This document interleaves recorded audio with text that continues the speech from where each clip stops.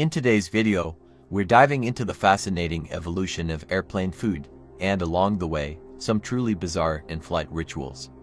Buckle up, the journey's about to begin. Narration begins. These days, airplanes are the go-to option for long-distance travel. Every year, over 300 million people take to the skies, and at any given moment, nearly 1 million people are flying above us. But have you ever noticed that once you're tens of thousands of feet in the air, strapped to your seat, food somehow becomes way more interesting? Strange, right? But here's the thing, just like air travel itself, airplane meals didn't just magically appear. They have a story, one that started more than a century ago.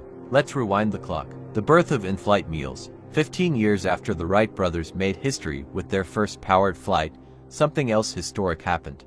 On October 11, 1919, a British airline called Handley Page Transport launched what is considered the very first airplane meal. During a flight from London to Paris, they offered passengers a boxed lunch, sandwiches and fruit for the price of 3 shillings, about $5 today. And get this, the plane, it was a converted WWI bomber, the HP-400. Now imagine flying in a noisy, rattling warplane, casually munching on a sandwich. That's next-level bravery. Those early passengers had nerves of steel. Early air travel equals adventure. Back then, flying was more like an extreme sport than a form of transportation. So, offering meals was, let's say, ambitious. Between 1919 and 1927, most airlines kept it simple. Maybe a glass of juice handed out by a flight attendant, that was about it. But in the 1930s, something changed. Enter the flight attendant era. Forget the food, the real highlight of early air travel became the flight attendants. At the time, propeller planes were loud and bumpy. So United Airlines made a game-changing move. They started hiring young women who were also registered nurses. Their main job wasn't just passing out snacks. It was keeping passengers calm, helping with motion sickness, and making air travel feel a little less terrifying. But let's get back to the food. First airplane kitchen, 1936. In 1936, United Airlines once again broke ground. They became the first airline to install a kitchen on board. Before that, people thought using engine power for cooking appliances was way too risky. At that point, airplane food had two major approaches. 1. Heat pre-cooked meals on board with small ovens. 2. This one's wild actually land the plane at a stopover airport, let passengers eat at a nearby restaurant, and then take off again. And yes, someone thought that was a good idea. The luxury of flying boats. But if you think that's extreme, wait until you hear about the Pan Am flying boats, like the Boeing 314 Clipper. These massive seaplanes were basically floating luxury hotels. They could carry up to 70 passengers, but usually flew with just 40 to maximize comfort. The extra space, used for sleeping cabins, full bathrooms, and, of course, elegant dining rooms. Here's how it worked. Passengers boarded from the New York harbor, flew over the Atlantic, and landed right on the calm ocean surface mid-route. There, the plane would stop, and inside, the crew would serve a fine dining experience, with food catered by a 4-star hotel. Imagine that, dinner on a quiet sea, surrounded by ocean and sky. Pure romance. But the price, around $675 back then, which equals about $12,000 today.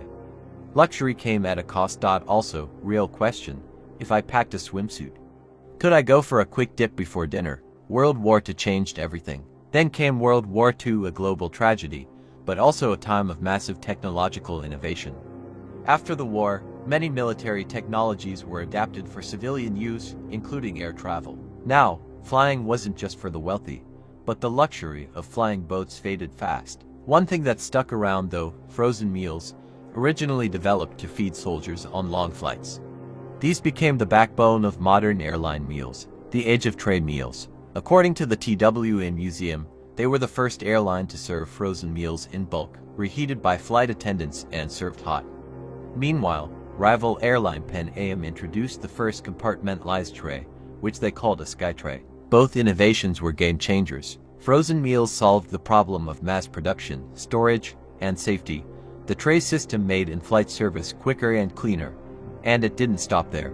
Airplane food inspires TV dinners. These airline-style meals inspired something even more iconic, the TV dinner. Companies like Swanson took the same concept, a pre-cooked meal in a foil tray, and sold it to everyday Americans. Just pop it in the oven for 25 minutes, no need for dishes or cleanup. With dozens of meal combos available, you could eat something different every night. At the time, this wasn't junk food. It was seen as a modern marvel of technology, convenience, and nutrition. Closing thoughts. Today, airplane meals might seem boring or even low quality.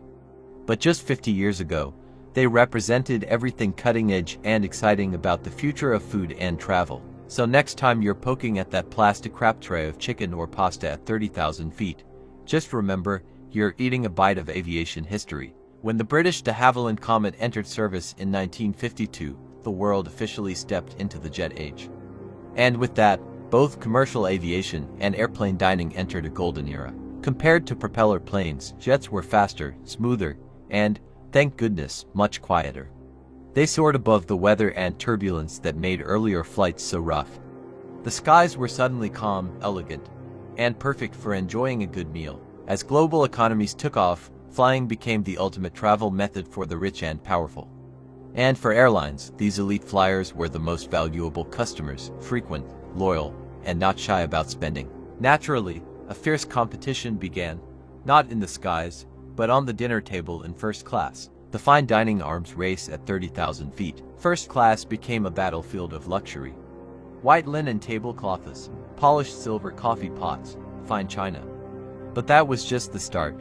The real war was fought over the menu. We're talking lobster tails, imported caviar, premium hams, grilled steaks cooked to perfection. Meals weren't just food, they were full-course dining experiences that often lasted over 2 hours. And back then, airlines prepared their meals in-house, giving each carrier a unique culinary signature. Take United Airlines, for example. On their New York routes, they famously served smoked turtle fish from a popular local deli. It was so delicious, some women would sneak extra portions into their purses to take home. Not even kidding. A look at Pan Am's legendary menu. I even found a first-class menu from a 1951 Pan Am flight from New York to Paris, and it's as extravagant as you'd imagine. All the dishes were catered by Maxim's of Paris, one of the world's most iconic restaurants, founded in 1893. By the early 20th century, Maxim's had already become the epitome of Parisian luxury and style. Here's a bit of trivia.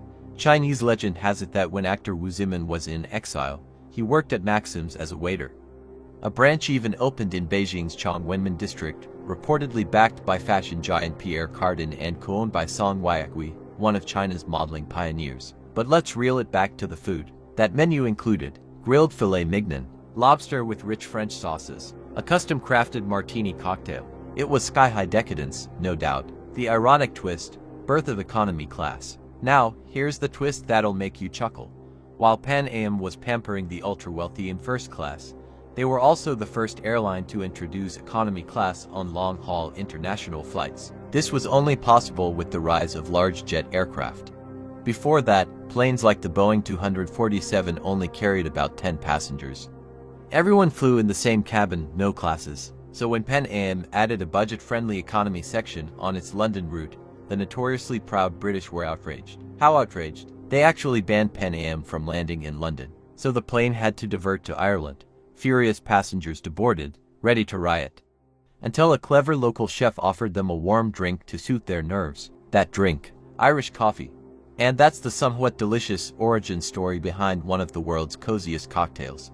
With the arrival of the Boeing 747 in 1970, the skies opened up to everyone, not just the wealthy. This jumbo jet could carry hundreds of passengers, making commercial air travel truly accessible to the masses. But there was a catch. Feeding all those people at 30,000 feet, that became a logistical nightmare. So, airlines started outsourcing their in-flight meals to specialized catering companies. These food service providers took over everything, from cooking to packaging to logistics. The game changer, deregulation plus all crises. Meanwhile, the 1970s weren't exactly smooth flying for the industry.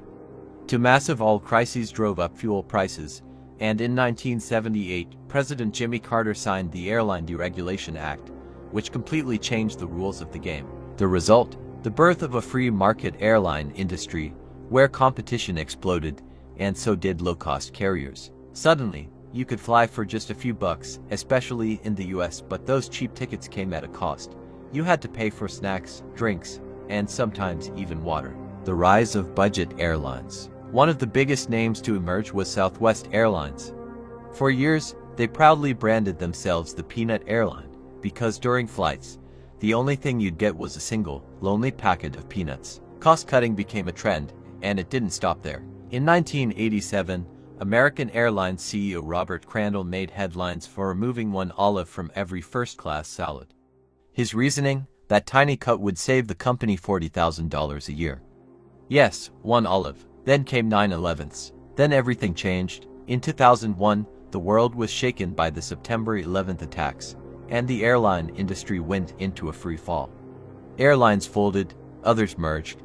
The industry faced its worst crisis in history, but slowly, after years of restructuring, the survivors started to adapt and even thrive by finding their niche. Modern-day airline meals.